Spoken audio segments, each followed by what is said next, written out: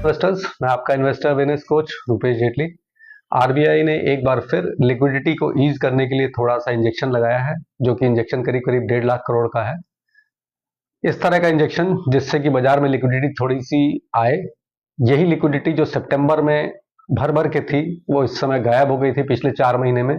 और लिक्विडिटी की वजह से ही जो बाजार सितंबर तक तेज से भाग रही थी, वो बाजार आज इस तरह से गिरी हुई है जहां संभलने का नाम नहीं ले रही। वही लिक्विडिटी है जो इस समय है नहीं बाजार में, उसी को इम्पोज करने के लिए कि कहीं किसी तरह से उसमें थोड़ी सी लिक्विडिटी इंजेक्ट करे, आरबीआई ने 1.5 लाख करोड़ का एक इंजेक्शन लगाया है सिंगल लॉट की तौर पे, जिसको अलग अलग 3 भागों में डिवाइड किया उन्होंने, जिसमें 60,000 करोड़ रुपए के बॉन्ड जो कि वो जारी करेंगे।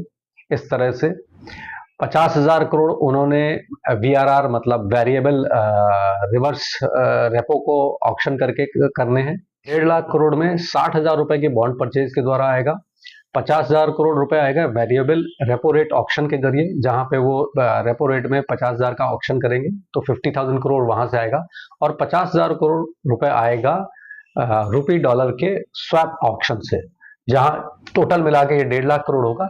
ये एक छोटा सा आरबीआई की तरफ से अपनी एक कोशिश है जिससे कि लिक्विडिटी बाजार में आए और थोड़ा सा एक सपोर्ट मिले, जो कि डॉलर गिर रहा है उसको भी और बाजारों को भी।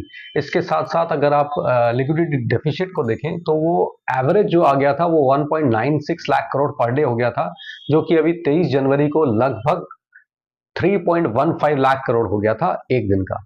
तो उस डेफिसिट को कम करने के लिए आरबीआई ने ये एक्शन लिया है, इसलिए कि लिक्विडिटी बाजार में रहे। तो इससे आप ये भी मान लीजिए कि जो रेपो रेट में या सीआरआर में कट की बात हो रही थी, वो शायद अब ना हो, कि उसमें अगर 0.25 की कट की लोग बात कर रहे थे, वो शायद ना हो, ऐसा जानकार और विशेषज्ञ बता रहे हैं।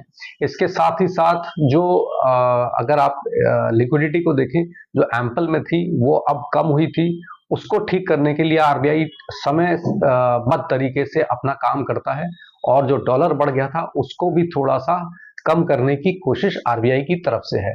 ये पहल है उनकी अभी, इसमें अभी वो और भी बहुत सारी चीजें करने को हैं। अगर ये काम नहीं करेगी या लिक्विडिटी बाजार में नहीं आएगी तो वो और भी चीजें करेंगे।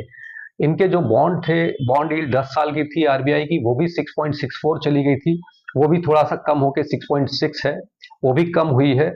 जबकि अगर आप यूएस बॉन्ड यील्ड को देखें तो वो 5.15 से ऊपर चली गई थी, जिसकी वजह से हमारे यहाँ बाजारों में बिकवाली आई थी। वो भी घट के थोड़ा सा 4.85 है, तो वो थोड़ा सा बाजार के लिए बेहतर है। लेकिन इन सब का असर बाजारों पे जरूर पड़ेगा।